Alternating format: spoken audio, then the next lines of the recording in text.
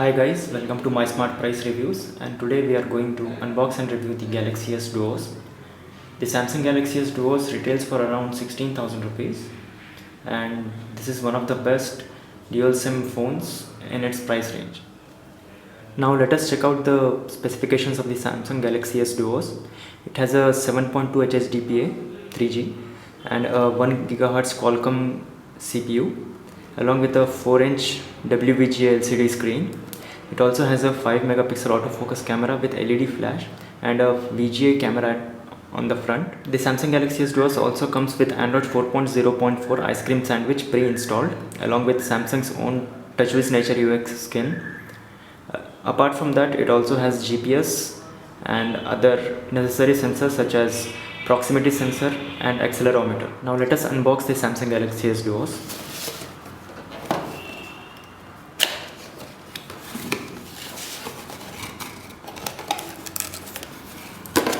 This is the phone.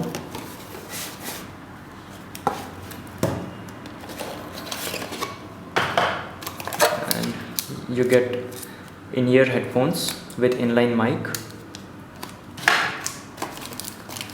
some different types of and sizes of earbuds, the USB to micro USB data cable for charging and syncing. This is the quick start guide, and this is the standard micro USB charger. In the Samsung Galaxy S Duos, on the front you get a 4-inch WVGA LCD screen at the front. This is the earpiece. These are the front-facing camera, proximity sensor and the ambient light sensor. You also have a home key and the menu and the back key on the sides of the home key. On the right hand side you get the power button along with the micro SD card slot. On the left hand side you get the volume rocker. On the top you get a 3.5mm audio jack, and on the bottom you get a mic as well as a micro USB. On the back you get a 5 megapixel autofocus camera along with LED flash as well as the Samsung logo and a loudspeaker. So let's remove the screen guard, the cover at the back.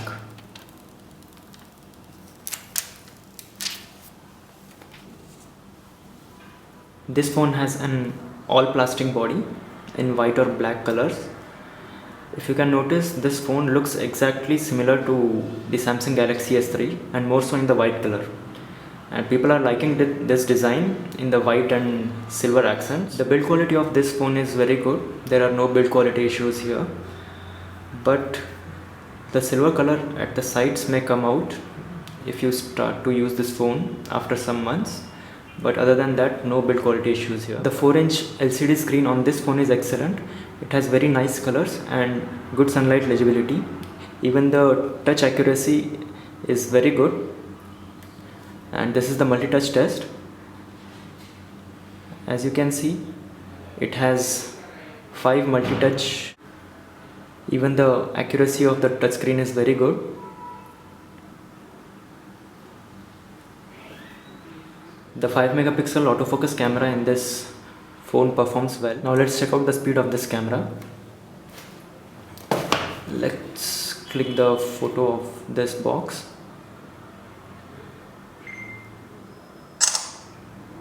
So as you can see, it can click photographs in a fairly speed manner. You can also switch from photos to videos, and it records the VGA videos at 30 fps. But there is no touch focus in the videos. You also get a lot of customization options while clicking photos and videos, such as the panorama mode, the cartoon mode and self-shot mode. It even has a smile shot,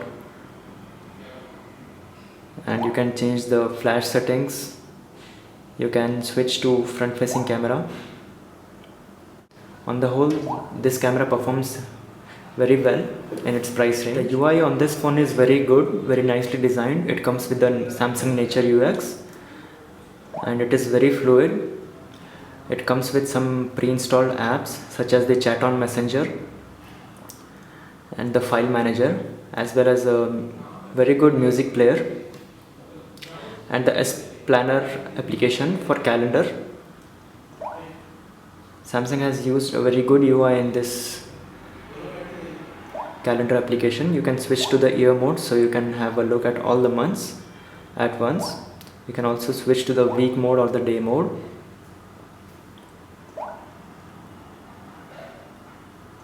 The music player also performs very well. It can play a lot of formats. This UI is very fluid and screen to screen animations and fluidity is very smooth. If you don't need a lot of apps, then this phone is fine for you. But if you are a power user and you want to install a lot of apps and games, you might reconsider when buying this phone because it stucks very much if you install a lot of apps. Now let's check how this phone performs while gaming and browsing. You can use the bundled internet web browser and you can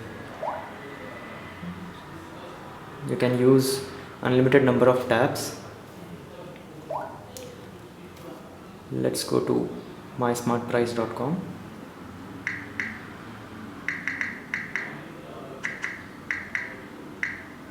And to tell you about this keyboard, the keyboard that comes with this phone is very good. The keys are nicely spaced from each other, so you can type very easily even in the portrait and landscape mode.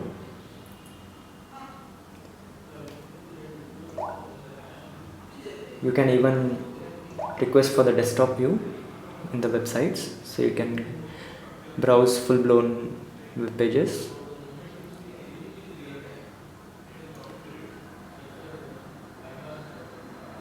Now the website has loaded completely and the pinch to zoom works fluidly.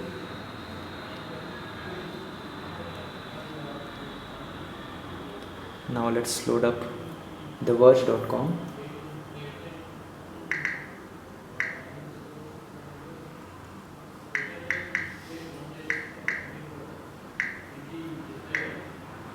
Now the website is fully loaded up. The pinch to zoom is fairly decent, but the scrolling stutters a bit, but not much. This is fairly usable. Even if this phone is employed with 768 MB of RAM, apps take quite a while to load, and this means the processor on this phone is not fast enough for heavy usage, even though it is 1 GHz. As this is a dual SIM phone, you can manage both the SIM cards in a dedicated SIM card manager from the settings menu. You can set some options such as receive incoming calls while in other call on the other SIM card. You can even manage to set a feature such as when you're in one call, you can receive the internet from the other SIM. That is called Smart Dual SIM. There is also a power saving feature in this phone, so you can limit the CPU and screen time when the battery is low. This phone comes with 4 GB of internal storage where you can keep your apps and data, and if you want to increase the storage, it also has a micro SD card slot. In the security menu, as you can see, there is no face unlock feature which came with Android 4.0 because this only has a VGA screen, and the face unlock feature needs a 1.3 megapixel front facing camera, and this is the dialer of the phone. If you have two SIM cards, it will show you another button here, so you can choose from which SIM card to call or message. Let's load the quadrant standard. This application will give you an idea of the performance of the phone compared to others. Now let's run the full benchmark.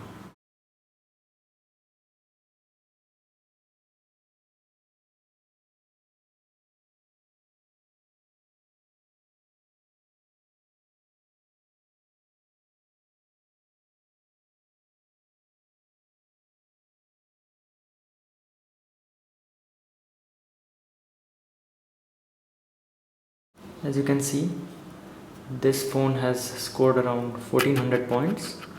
So coming down to the whole verdict of the phone, the good points about this phone is it has a very good screen and the camera performance of this phone is very good. It looks very attractive and it comes at a very good price range of around 16,000 rupees, and even the battery life is very decent. You can get about 1 day of battery life even when using two SIMs. But some of the bad points are the gaming performance is not that great, and if you install a lot of apps, this phone tends to slow down significantly. Other than that, this is a very good phone to buy, and if you need to use a dual SIM phone, this is one of the best dual SIM phones available, and we give a total of 4 ratings out of 5 to this phone. And that's it for the review, guys, and don't forget to subscribe to our YouTube channel and follow us on Facebook and Twitter.